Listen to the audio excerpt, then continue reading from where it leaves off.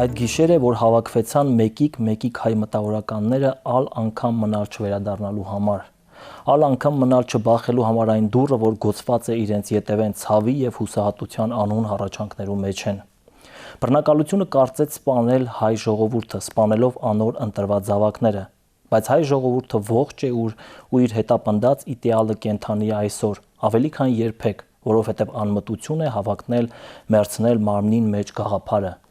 Կարդում ենք ցեղասպանության 4-րդ տարելիցին 1919 թվականին Կոստանդնուպոլսում լույս տեսած հուշարձան ապրիլ 11-ի գրքի առաջաբանում։ Գիրքը եղեռնազոհ մտավորականությանը նվիրված հանրագիտարան է, որտեղ պատկեր առ պատկեր ներկայացվում են եղեռնի զոհ գնացած արվեստագետների, բժիշկների, հոգեորականների եւ գրողների կենսագրությունները, նրանց ստեղծագործություններից հատվածներ։ Ցեղասպանությունից 100 տարի անց թեևս այս առաքելությամբ եւ նպատակով Երևանում լույս տեսավ եղեռնազոհ գրողներ գիրքը, որի կազմող եւ խմբագիր Արքմենիկ Նիկողոսյանի հետ այսօր խոսելու ենք եղեռնազոհ գրողների եւ հավերժական գրականության մասին։ Բարև ձեզ Արքմենիկ, շնորհավորում եմ նոր գրքի լույս ընծայման առիթով։ Շնորհակալ եմ, կարծում եմ շնորհավորանքը նույնքան պետք է վերաբերի մյուս կազմողին Աշոտ Գաբրելյանին, որը ըստ էության մտահղացման հեղինակն է եւ Թեոդիկի խոսքերը, որ մեջ բերեցիք, հենց հուշարձանի մեջ եղած կենսագրական տվյալների լուսանկարների հետքերով գնալով նա ինքը լիտոպեդիա հանրագիտարանում ստեղծել էր եղեռնազոհ անձինք կատեգորիա, որը եւ հենք դարձավ այս գրքի ստեղծման համար։ Այսինքն ոչ միայն Թեոդիկի այս ժողովածուն կարող է ներշնչման աղբյուր լինել, նաեւ հետագայում հրատարակված գրքերը, որոնց մասին խոսք կա նաեւ առաջաբանում, այլ նաեւ գաղափարը ծնվեց կապված լիտոպեդիայի հետ։ Հա, գիտեք, երբ որ անում էինք այս աշխատանքը, պարզվեց, որ եղել են մարդիկ, որ իսկապես շատ մեծ գործ են կատարել այդ ուղղությամբ, նույն Թեոդիկի գիրքը արդեն հիշատակեցինք, հետո Գրիգորից Վարդապետ Պալաքյանի Հայ Գոլգոթան արդեն տալիս էր այդ ահասարթուր ճանապարհի մանրամասները, ով ինչպես է սպանվել, պարզապես հետագա արծարծումներն են քիչ։ Եթե ուշադրություն դարձնենք այդ գրողների մեծ մասի ստեղծագործները այդպես էլ գրքերով չեն տպագրվել։ Եվ մենք գիտենք առավելագույնը թերևս 10 մարդ կան։ Մի 10-12 առավելագույնը այն անունները, որոնք չեն շրջանառվել։ Շատ եւ մյուս կողմից գրականության պատմությանը վերաբերող աշխատություններում, գրականագիտական անդրադարձներում էլ այդ անունները չեն շրջանառվել։ Պատկերացրեք, որ 1-2 հպանցիկ հոդված կա, նույն Գառնիկ Ստեփանյանի հոդվածը, որ անդրադառնում է եղեռնի զոհ գնացած գրողներին, Մինասոսյանի գրքում հատվածաբար որոշ անուններ, եւ միակ գրապատմական շրջանառությունը, որտեղ այս գրողները գնահատվում են նաեւ ոչ միայն որպես անձինք ստեղծագործողներ, այլ նաեւ նրանց ստեղծագործությունն է գնահատում, շրջանառվում ըստ էության Երջանկայի շատակ Գրիգոր Հակոբյանի Արևմտահայ նորավեպը ժանրի տեսություն եւ պատմություն գիրքն է, որտեղ գիտենք, որ Արևմտահայ գրեթե յուրաքանչյուր գրող նորավեպ գրում էր, ահա այդ համատեքստում անդրադարձ այդ համատեքստում անդրադարձ կա գրեթե բոլորին, անունների երբեմն սոսկ առանձնացմամբ կամ որևէ նորավեպի վերլուծությամբ, սրանք են հիմքերն են, որոնք մեզ մղել են գնալու նրանց ստեղծագործության հետքերը, որովհետեւ եթե նպատակ լիներ այս գիրքը ներկայացնել սոսկ որպես անունների, կենսագրականների, չգիտեմ, մատենագիտական ցանկերի հերթագայություն, մեծ հարցով դա արված է ըստ էության, թեպետ քիչ է շրջանառված եւ անհայտ է։ Մեր նպատակն ավելի շատ եղել է այդ գրողների ստեղծագործությունների շուրջ հետաքրքրություն արթնացնելը, որովհետեւ անկախ արժեքայնությունից մենք իհարկե քավլիցի չենք պնդում, որ բոլորը եղել են գերհանճարներ կամ եղել են օրինակ Վարուժանի, Սիամանթոյի կամ Գրիգոր Զոհրաբի կարգի մեծ գրողներ, բայց այնուամենայնիվ նրանց գնահատելուց միշտ հաշվի են առել են հանգամանքը, որ 1908-ից մինչև 14-15 թվականների արևմտահայ գրական մշակութային կյանքը մեր մշակութային ընդհանրապես կյանքի բարձրակետերից մեկն է եւ բնական է այո, բնական է, որ այդ բեղուն շրջանը չի ապահովվել լոկ այդ 4-5 անունների ներկայությամբ։ Իհարկե նրանք եղել են առաջատար դիրքերում, այլ յուրաքանչյուր մտավորական, անգամ եթե իրենց հոդվածների, գրքերի, հրատարակած թերթերի տվյալները նայենք, յուրովի նպաստ է բերել այդ մեծ ընթացքին, այդ պատճառով մեր նպատակներ բոլորին ներկայացնել եւ իդեպ գիտեք, եւ քանի հեղինակ է ընդգրկված գրքում։ Այս պահին գրքում ընդգրկված են 31 գրող, շատ ավելին են, քան 31-ը իհարկե, մենք ցավոք, քանի որ նաև խնդիր կար ցեղասպանության 100-ամյակին հասնել գիրքը տարելիցին, մենք որոշ գրողների չընդգրկեցինք, որովհետև դեռևս մեր պրպտումները արևմտահայ եւ ոչ միայն արևմտայի մամուլի էջերում նրանցից գործեր հայտնաբերել չհաջողվեց։ Իդեպ ամենակարևոր բանը, որ երևի թե այս գրքում ամփոփված է, այդ մամուլում սփռված գործերին նոր կյանք տալն է եւ այս գիրքը շատերը փաստորեն շատ հեղինակներ առանձին գրքեր չունեն, ստեղծագործություններ լույս չեն տեսել կենթանության օրոք։ Տեսեք, օրինակ նույն Լևոն Լարենցի օրինակը բերեմ, ինքը ունի մեկ տպագրված գիրք, որը բանաստեղծությունների ժողովածու է, բայց որ արևմտայի մամուլ ուսումնասիրում ես, հատկապես ձայն հայրենյաց իր խմբագրած թերթը կամ արևելյան մամուլ շաբաթաթերթը, որ տպագրում էր Զմյուրնայում, տեսնում ես, որ նա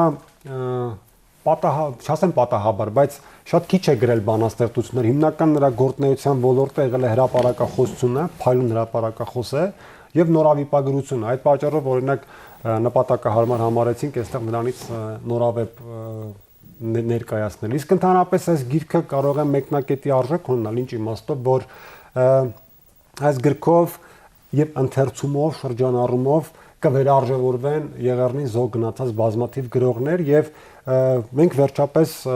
կունենանք նաեւ նրանց ստեղծագործությունները առանձին հատորով կամ վերջապես վերահրատարակելով, որովհետեւ վերջին համակարգված նախաձեռնությունը Եղեռնազոհ կամ նահատակ գրողներին առանձին հատորներով հրատարակել եղել է դեռևս 30-ական թվականներին Փարիզում նահատակ գրողների բարեկամներ այդ հրատարակչական նախագծի շրջանակում, երբ որ տպագրվել են Գեղամ Բարսեղյանի, Արտաշես Հարությունյանի, Մելքոն Կյուրճյանի, Ռուբեն Զարդարյանի, Երուխանի գրքերը, բայց այդ նախաձեռնությունը հետագայում շարունակություն ցավոք չի ստացել։ Մենք այսօր, երբ որ խոսում ենք ցեղասպանության գլոբալ ճանաչման մասին եւ ընդհանրապես ցեղասպանությունը իր ամբողջ լայնքով, խորքով պատկերացնելու մասին, ես կարծում եմ, որ այդ տեղեկատվությունը գոնե որպես տեղեկատվություն իմանալը շատ կարևոր է եւ ես ինքս հիմա պետք է մանրամասն թերևս ներկայացվի թե ինչպիսի ծաղկուն մշակութային կյանք են ունեցել գրական, այդպես հասարակական հարաբերություններ զարգացած։ Գիտեք, ես առաջին անգամ չի որ ապշում եմ այդ արևմտահայության այդ ոգու եւ մշակութային կյանքի հետ մեծ աշխուժության եւ հատկապես մինչ Եղեռնն կա շրջանում։ Իհարկե դա երևի թե գուցե չափազանցություն մի քիչ թվա, բայց որպեսի ասելիքս կարողանամ տեղ հասցնել, երևի թե այդ 1908 թվականի ապրիլի 11-ից հուլիսի 11-ից հետո մինչև 1915-ի ապրիլի 24 ընկած ժամանակահատվածը իր թռիչքի իմաստով, իր բեղունության իմաստով ես միշտ սիրել եմ համեմատել ոսկե դարի հետ։ Իհարկե ոչ նույն այդ մասշտաբները, բայց այդ նպատակասլացությունը ուղղակի ապշեցնող է, որովհետև երբ որ նայում ենք նույն արևելահայ հատվածի զուգադրմամբ, ուղղակի պատկերը բոլորովին այլ է։ Պատկերացրեք այնտեղ յուրաքանչյուր նահանգում, գրեթե յուրաքանչյուր գավառում Արևմտյան Հայաստանի անպայման եղել է որևէ թերթ, անպայման եղել է որևէ ամսագիր, անպայման եղել է գոնե մեկ տպարան, եւ երբ որ մենք խոսում ենք ցեղասպանության մասշտաբների մասին, մենք պետք է այս գործոններն էլ հաշվի առնենք, որովհետեւ ցեղասպանությունը լոկ 1.5 միլիոն հայերի սպանությունը չէ, որքան էլ գիտակցենք, որ մարդը բարձրագույն արժեքն է, որտեղ սա գիտակցված ծրագիրեր են առումով, որ հատկապես մշակութային, այսպես ասեմ, զենքն էր վերածվում մեր ժողովրդի եւ մի շատ կարեւոր բան էլ այդ ծաղկունության, այդ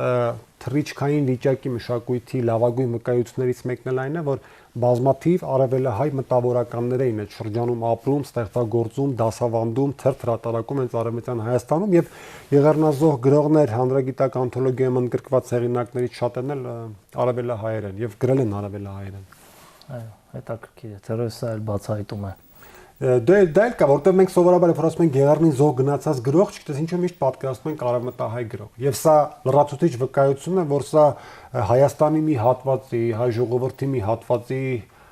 ցեղասպանություն չէր։ Սա իսկապես մեծ եղեռնագործություն էր ուղղված ամբողջ հայ ժողովրդի դեմ, անկախ նրանից թե ժողովուրդը որտեղ ապրում թե Արևելյան Հայաստանում, Արևմտյան Հայաստանում թե Սփյուռքում։ Այսինքն սա խոսում է նաև որ այդ շրջանում շատ զարգացած կապեր կային արևմտահայ եւ արևելահայ գրական իրականությունների, գրական հասարակական շարժումների։ Օրինակ գրքում դրված է մեկ տարբեր լուսանկար, օրինակ Իսահակյանի եւ Սիամանթոյի լուսանկարը, որ միասին լուսանկարվել են Ժնևում։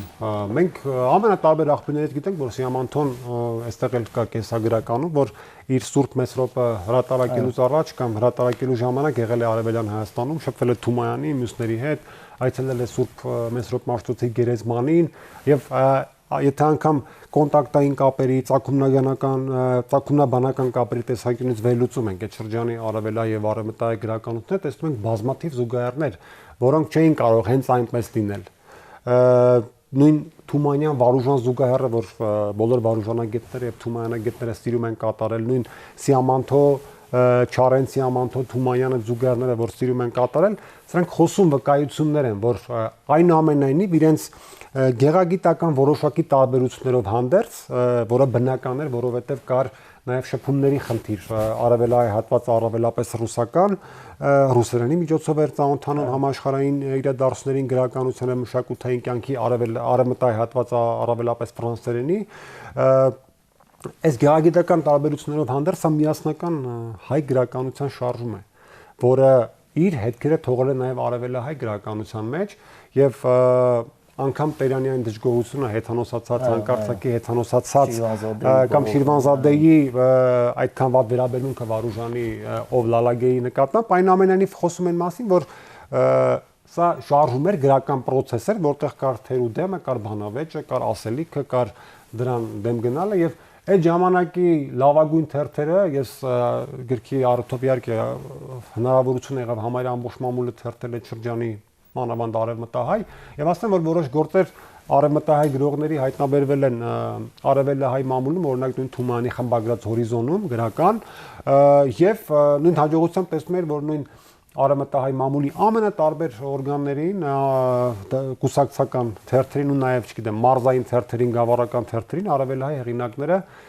թղթակցել են, ստեղծագործներով մասնակցել են։ Մետաքրի օրինակ է Սիմոն Բաբյան, գուցե այդ անունը ոչ մեկի ոչի բան չի ասում, բայց այսպես տարբեր տեղեր թափառող գրող էր, հետո դարձել է գրողների միության անդամ խորհրդային ժամանակներում, բայց լեզվով արևելահայ, բայց ամենաշատ տպագրվել է հենց արևմտահայ մամուլում Ռուբեն Զարդարյանի խմբագրած ազատամարտում։ Այսինքն կապերը կային, շփումները կային եւ էլի ասեմ գրական լեզվի տարբերությունը խոչընդոտ չէր։ Իմ կարծիքով չէ, որովհետեւ տեսեք հասարակ օրինակ Շիրվանզադեի գրական գործունեության իմ Հոբելյանը չեմ հիշի, որ Հոբելյանի առիթով տպագրված ժողովածուն եւ հանդիսությունը, որտեղ ունեցավ Պոլսում, որտեղ շահեկան շատ լավ ելույթներով հանդես եկան Գրիգոր Զոհրաբը, Տիգրան Չոկուրյանը, այդ ժամանակի լավագույն մտավորականներից շատերը արևմտահայ իրականության եւ նրանց ճանաչողությունը, գնահատությունը Շիրվանզադեի ստեղծագործության ցույց է տալիս, որ այդ միջավայրի լեզվական խնդիրները ոչ մի խոչընդոտ չեն հանդիսացել եւ մյուս կողմից նույն այդ հակառակ անդրադարձները արդեն արևելահայ իրականության մեջ վկայում են, որ չի եղել ըստ էության այդպիսի խնդիր։ Խնդիրները կարող էին վերաբերել լոկ ճաշակին, գեղագիտության եւ այդպիսի հարցերի։ Պարզապես ինձ մի բան էլ կար, որ ուշադրություն գրավեց Հովանես Գազանջյան անով մի տաղանդավորագույն գրագետ, որը պարզպես նաեւ սովորաբար մեզ ավանդվել է Թեոդիկի եւ մյուսների տվյալներով, որ լեզվաբան գրականագետ էր, բայց պարզվեց հրաշալի նորավիպագիր եւ մի լավ սովորություն է ունեցել 1901 թվականից սկսած գրել է թրքահայ գրականությունը այս ինչ թվականին 1 թվից սկսած մինչև համարյա 13-14 թվականները գրել է բողոքությունները եւ ստացել է ամբողջական պատկեր կարելի ասել արևմտահայ գրականության հետաքրքիր էր իր տարբերակումը չանդրադառնալ այն գրողներին, որոնք արևելյան Հայաստանում են տպագրվել։ Այսպիսի մոտեցումներ էլ կան, բայց մյուս կողմից երբ որ նայում ես թե ինքը ինչ առատ նյութ է վերցել, մտածում ես, որ այնուամենայնիվ ամբողջական ընդգրկումը գուցե ինչ որ բաների բերեր, բայց այն գրողները, որոնք ազդեցություն են ունեցել արևմտահայ գրողների վրա, պարտադիր անդրադարձ են։ Օրինակ նույն Ավետիս Սահարոնյանը պարբերաբար իշտակվում է նրա հոդվածներում, Հովանես Թումանյանը իշտակվում է, եւ կարծում եմ, որ 1915 թվականը իսկապես պետք է դիտարկել մշակութային մեծ աղետ, չտեղայնացնել, չլոկալացնել խնդիրը ինչ որ կոնկրետ տարածքի առումով, կոնկրետ որևէ ժողովրդի որևէ հատվածի առումով, որովհետև նույն արևելահայ գրականության հատվածներ, եթե նայենք 15-ից հետո մինչև 20-ական թվականներ, տեսնում ենք, որ այդ մեծ դատարկությունը գլոբալ իմաստով այնուամենայնիվ կա, որքան էլ այնտեղ դեռ շարունակում էին ստեղծագործել Իսահակյանը, Թումանյանը, նոր գալիս էր Չարենցը, Տերյանը կար, բայց այնուամենայնիվ նրանց բանաստեղծությունների ոգին, նրանց ստեղծագործությունների, այսպես պատկերավոր ասեմ, երկինքը ահա այդ որոշակի դատարկություն ուներ հենց արևմտահայ եղեռնազոհ գրողների հետ կորստով։ Իսկ արևմտահայ գրական մշակութային կյանքի եղեռնից հետո շարունակության մասին կարող ենք խոսել երբվանից եւ ինչպես։ Կարող ենք խոսել։ Արդեն տեսնում եք, որ 19 թվականին փաստորեն Հարագիտարն հրատարակում է, մամուլը կա, փաստորեն արտանում է աստիճանաբար։ Դա որոշակի աշխուժացման շրջան էր, մինչև Թուրքիայի Հանրապետության հռչակումը եւ Հայաստանում արդեն խորհրդային կարգերի հաստատումը որոշակի, բայց կարծեմ բացառապես միայն Պոլսում որոշակի աշխուժացում նկատվեց, որովհետեւ դեպքերի հանդարտեցումից հետո, երբ որ հայտնի որոշում եղավ Թալաթին հրադադարակարգով դատապարտեցին եւ մյուս ջարդարարներին, անգամ թուրքական կառավարությունը մահապատժի թե չգիտեմ ինչ, ահա որոշակի աշխուժություն եղավ, որովհետեւ թաքնված գրողները, ովքեր թաքնվել էին, վերադարձան նորմալ աշխատանքին, նույն Հակոբ Սիրունին, Հակոբ Օշականը, ովքեր տարբեր կերպ պահվել էին, ակցիոյդ վերադարձան Արամ Անտոնյանը, Թեոդիկ Երևանդոցյանը եւ բնական է, այս արարող մարդիկ չէին կարող հենց այնպես պարապնստել եւ այդ շրջանում ժամանակ օրաթերթներ տպագրվում Պոլսում եւ այդ ժամանակի գրականությունը եւ մամուլը առավելապես դարձավ եղեռնը վերապրածների հիշողությունները, հուշերը տպագրելու տարածություն եւ պատահական չէ, որ նույն Երևանդոցյանի անիցիալ տարիներ հենց այդ շրջանում տպագրվել ժամանակ օրաթերթում եւ Թեոդիկը այդ պայմաններում շարունակեց իր ամենույն տարեցույցները։ Շարունակեց եւ սա այն ձեր սկզբում հնչեցրած խոսքի ամենագեղեցիկ իրացումն է։ Անկամ այդ կորուստներից հետո ցույց տալ, որ շարունակվում է եւ մի ինձ համար շատ ցնցող բաներ կա այս ամեն ինչի մեջ։ Պոլսում 21 թվականին Դանիել Վարուժանի կինը Արաքսի Վարուժան Թաշչյանը կարողանալով կաշառել մի թուրք պաշտոնյայի փրկեց Վարուժանի հացին երգը եւ տպագրեց հենց Պոլսում 21 թվականին։ Սա ապրելու, չգիտեմ, հիմա շատ բաներ կան, բառեր կան, որ գուցե պաթետիկ են հնչում, այնքան ենք սիրում ասել ապրելու, հարատևելու մեր կամքը, չգիտեմ, բայց ահա այս մարդիկ ուղղակի նյութական դրսևորում։ Նյութական դրսևորվեց եւ գիտեք բաներ կա, տեսեք նույն Թեոդիկը հետո ինֆարկտից մահացավ կաթվածից եւ հենց այնպես չէր այդ կաթվածը այցելել այդ մարդուն։ Այնուամենայնիվ այդ եղեռնը վերապրելու այդ process-ը իրենք շարունակում է յուրաքանչյուրի մտավորականի հետ թողել է, բայց նա որ անդադ անդրադառնում էր եւ իհարկե որովհետեւ սա ամեն անգամ նշանակում էր քրքրել հուշերը, քրքրել հիշատակները եւ այդ շրջանում գրված բոլոր անգամ Վահան Թեքյանի կեսգիշերեն մինչեւ Արշալույս գիրք ունի 19 թվականների հրատարակած Պոլսում նման տրամադրություններ կան, որովհետեւ դժվար է քեզ պատկերացնել որպես այդ բարդույթի տեր արդեն ցեղասպանված ժողովրդի իսկապես գլխատված մշակույթի ժառանգորդ երբ որ արևմտահայ իրականության մեջ էլ դա իմ կարծիքն է գուցե շատերը չգիտեն մի տեսակ ուրիշ գրական կենցաղավարություն կա ես իհարկե այնտեղ էլ կան բանավեճեր այնտեղ էլ կան թշնամական հոդվածներ միմյանց դեմ գրված բայց այդ կենցաղավարության մեջ ոչ մեկ չի անտեսվում յուրաքանչյուրը այսպեսին կալում կա յուրաքանչյուրը իր ձևով մասնակցում է գրական մշակութային շարժմանը չկան սարսափելի վատեր եւ չկան սուպեր այսպես ամենալավեր յուրաքանչյուրը ունի ներգործուն դեր գրական process-ում եւ այնտեղ մարդիկ հարգալից էին միմյանց նկատմամբ եւ մեծության հստակ գիտակցություն կար առաջնորդի հստակ գիտակցություն կար պատահական չի որ Գրիգոր Զոհրաբը բոլորի համար մեծագույն հեղինակություն էր դա միայն իր պաշտոններով չէր պայմանավորված միայն իր այդ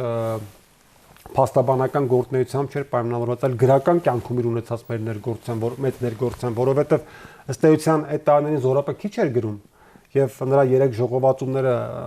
ընդգրկում էին նախկինում տպագրված նորավեպերը հիմնականում, բայց այդ նրա մեծության գիտակցումը նրան դարձնում էր հեղինակություն աներկբայորեն անքննադատելիon եւ ունենալ այդ բեռը քեզանից առաջ ունենալ եւ քո կողքին ապրած ունենալ Սիամանթոյին, Վարուժանին, Զոհրաբին, Ռուբեն Սևակին, Երուխանին, այդ մյուս մեծություններին ինտրային եւ հանկարծ այդ դատարկության մեջ սկսել ստեղծագործել, սա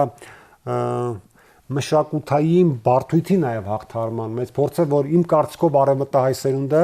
վերապրածները պատվով տարան եւ հատկապես Սփյուռքում արդեն ոչ Պոլսում ձևավորված ամենատարբեր սփյուռքահայ գրական շրջանակները, գրողական խմբերը, հանդեսները, թերթերը, հրատարակված գրքերը ի վերջո ցույց տվեցին, որ շարունակումը կա, շարունակումը կենսական է, բայց ավաղ Եղեռնով իսկապես մի մեծ թռիչք ընդհատվեց,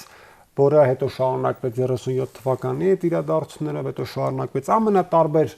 բռնադատումներով եւ արգելակումներով եւ պատահական չի, որ Եղեռնը շատ շատերը այդ թվում ես ընկալում ենք ոչ միայն որպես իրողություն, որ կատարվել է 15-ից 22 թվականներին, այլ նաեւ որպես շարունակական process, որը ամենատարբեր ժամանակներում իր դրսևորումները գտել է։ Եվ երբ որ մենք այսօր տարիների հերվից մեկ-մեկ մտածում ենք ինչու՞ մեր գրականությունը չհասավ համաշխարհային թռիչքների, չգիտեմ ինչու մենք այսօր Նոբելյան մրցանակի դափնեկիր չունենք, դուք ինձ ցույց տվեք աշխարհում որևէ ժողովրդի գրականություն, որ երկու անգամ, առնվազն երկու անգամ այդպես գլխատվել է։ Եվ այդ գլխատումից հետո կարողացել են գոնե այդքան վերականգնեն, որ նույն ցեղասպանությունից հետո Չարենց ունենան, Բաքունց ունենան կամ նույն այդ Ստալինյան տարիներից հետո Մաթեոսյան ու Սևակ ունենան։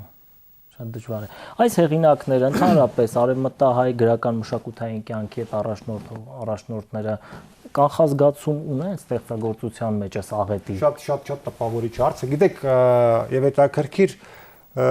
այս հարցին կարելի է եւ այո ասել եւ ոչ։ Ասեմ ինչու, որովհետեւ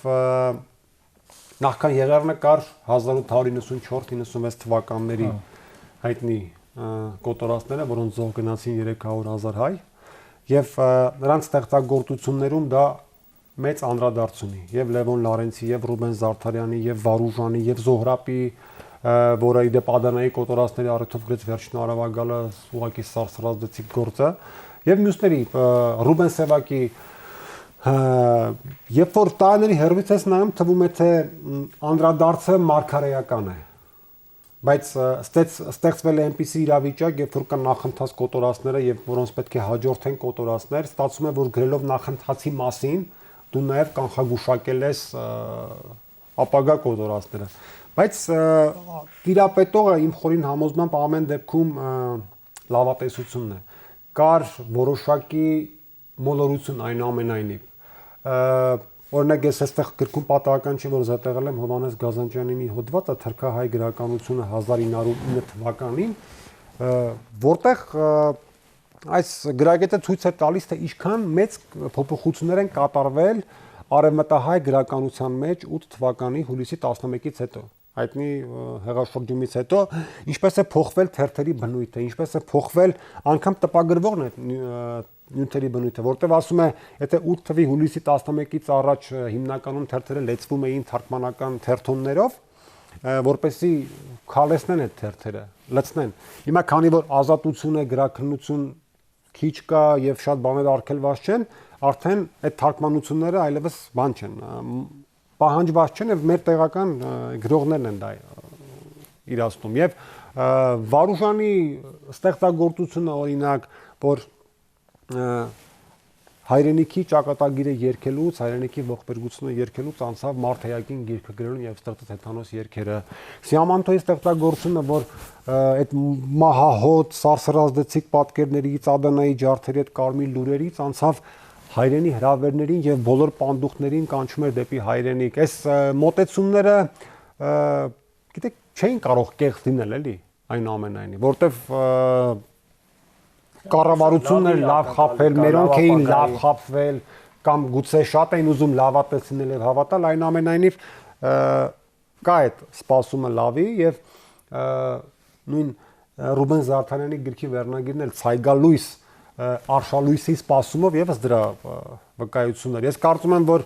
իր սպասելիությամբ հանդերձ այնուամենայնիվ ինչ կատարվեց մի փոքր անսպասելի էր։ Չէր ենթադրվում։ Որտե չէր ենթադրվում, այլ այն որ ենթադրում ես, բայց ամեն դեպքում ինչե վերջին պայն չես հավատում, որ կլինի, էլի։ Որովհետեւ մանավանդ երբ որ նախինում եղել էին արդեն այդ կոտորածները։ Կային, բայց գիտեք, միայն մեկ էլ մի բանի հետ էլ կա, չէ՞, բժիշկները կասեն, որ դա ճիշտ է, հիվանդները, հատկապես ծանր հիվանդները մեռնելուց առաջ մի պահ իրենց չափազանց առողջ են զգում։ Մյուս կողմից եթե այս համեմատությունը անենք, այս մշակութային բուրը շարժումը երևի դա պետք է հուշեր, որ կա այդպիսի բան։ Այսինքն արդեն գերլարված ճիքով ավելին անելու։ Այո։ Սերունդներին պահ տալու համար հետագայում։ Ընթերցողը բացելով գիրքը իսկապես ինչ բացահայտում, ինչ բացահայտումներ կան իր համար։ Ձեզ համար ինչ բացահայտումներ եղան։ Մի քանի անուններ արդեն նշեցիք։ Դες համար գիտեք այդ անունները ել եմ կրկնում, կային ավանդված, կարևորը դրանց վերաշրջանառումն էր եւ դրա համար շնորհակալություն Աշոտ Գաբրելյանին, բայց նորություն բացահայտում էր այդ ահռելի ակտիվությունը։ Նորություն բացահայտում էր այդքան թերթերը, այդքան գրական թերթերը, որ ամեն քաղաքական, չգիտեմ, մշակութային, տնտեսական թերթ, ամեն մի կուսակցական թերթ այդքան մեծտեղ է հատկացրել գրականությանը, որովհետև ամենից լավն են գիտակցել, որ չկա ժողովուրդ, զարգացում, պետականության երազանք այն ժամանակ, ազատության երազանք առանց մշակույթի եւ գրականության, եւ որ գրականությունը մշակույթը իսկապես հոգեկերտված են դաստիարակում ժողովրդի մեջ։ Եվ այդ քաղաքակրթվածությունը արևմտահայության այդ հատկապես Պոլսի հենց դրա արդյունքն է, դա էր ինձ զարմացնում եւ այդքան մեծ ակտիվությունը եւ ինչն էր որ ուղակի ապշեցի այսօր մենք խոսում ենք չէ թարգմանական տարբեր գործունեությունների բաների մասին ես երբևէ մեր մամուլում ես ինքս մամուլ շատ եմ թերթում եւ ուսումնասիրում երբևիցե մեր տարբեր շրջանների մամուլում այդքան շատ թարգմանություններ ես չէի տեսել Եվ ոչ միայն թարգմանություններ, գրականությունը, լեզուն ամենատարբեր խնդիրները, բայց որ այդ մարդիկ այդքան ջատագով էին հետևելու համաշխարհային process-ներին ուղղակի ապշեցնում էր եւ այդ ժանրերի առատությունը, այդքան սեր այդքան գրականության հանդեպ եւ ես տեսա, որ մենք մի մեծ պարտք ունենք եւ ինքս գոնե իմ կարողացածի չափով ապագայում զբաղվել եմ դրանով, որ բազմաթիվ Չասեմ շատ տաղանդավոր հանճարեղ, բայց ուշադրության արժանի անուններ, ընթերցվելի կանոններ պետք է հրատարակվեն առանձին գրքերով ներկայացվեն մեր ընթերցողներին, որովհետև նույն Լևոն Լարենցը, մենք եղեռնազոհ կին գրող ունենք, իդեպ Մարի Պեյլերյանը, որ շատ ակտիվ գործիչ էր, լավ նորավիպագիր, բանաստեղծուհի, հրապարակախոս, ֆեմինիստ, ակտիվիստ, որ ասում են հրաշալի կին, մի խոսքով Լևոն Լարենցը, որ ել եմ կգնում, շատ քիչ շրջանառված է, հրաշալի հրապարակախոս Բարսեղ Շահբազը, մեր ամենասուր հրապարակախոսներից էր, ընտիր թարգմանիչ Գրիգոր Եսայանը, գիտեք, մեկ էլ մետաքրիր բաներ կա, զոմ դրա մասին խոսել, Տոնապետ Դուլեջյանի օրինակը, որը Եփրատ քոլեջում կենսաբանության ուսուցիչ էր եւ Պարզապես գրում էր բանաստեղծություններ արևմտահայության այդ ցանկացած կիրթ գրագետ մարդ գրում էր բանաստեղծություններ, դե չէր տպագրում եւ երբ որ ես թերթում էի ժողովածուն, որ 1955 թվականին Ֆրեզնոյում հրատարակել են իր աշակերտները հավաքել, այդ մարդը կյանքում ոչ գիրք ուներ, ոչ բան չէր տպել, տեսա որ սովորական բանաստեղծություններ են ազդված Դորյանից, Մեծարենցից, Վարուժանից, Սիամանթոյից, ով կա այդ շրջանում արևմտահայ իրականության մեջ, բայց մի գործ կար ափնահող վերնագրով, որը հենց տեղադրել ենք այս գրքում, Եղեռնազոհ գրողներում, դա ինձ ցնցեց ուղղակի եւ ես համարում եմ, որ Եղեռնի շուրջ մասին վերաբերյալ ընթացքում նման ուժգնության գործ շատ քիչ է գրվել եւ սա նաեւ Ընդհանրապես դա համարում եմ կեղծ նախադասություններից մեկը, որ ասում են վտանգը տեսնելով հայ ժողովուրդը կարողացավ հավաքել իր կենսական ուժերը եւ մշակութային բան այսպիսի բաներ ապահովել, բայց Տոնապետ Դուլեջյանի օրինակը երևի դրա հավաստումն է, որովհետև գրական, սովորական տաղանդով օժտված այդ մարդը Եղեռնի օրերին 15 թվականին Աքսորի մեջ գտնվելով գրել է այդ արձակ բանաստեղծությունը, որը հազվագյուտ տաղանդի փայլատակում է։ Այս սա նշանակում է կենսական եւ ստեղծագործական ուժերի միատեղում եւ այդ պորտկում, եւ ես կարծում եմ, որ նման գործերի հրապարակումը նաև լրացուցիչ ազդակ կարող է լինել ճանաչելու, ընկալելու ամբողջ իրողությունը եւ անուններ կան, որ Գեղամ Բարսեղյան, որին շատ ենք լսել, որտեղ գիտենք, որ Հակոբ Օշականի հետ այս գործն է արել, Դանիել Վարուժանի հետ այն գործն է արել, Միսակ Մեծարենցը նրան է ձոնել իր բանաստեղծություններից մեկը, բայց այս տեղեկատվությունից զատ բուն ճանաչողություն նրա իսկապես արժանի բանաստեղծական ժառանգության, նրա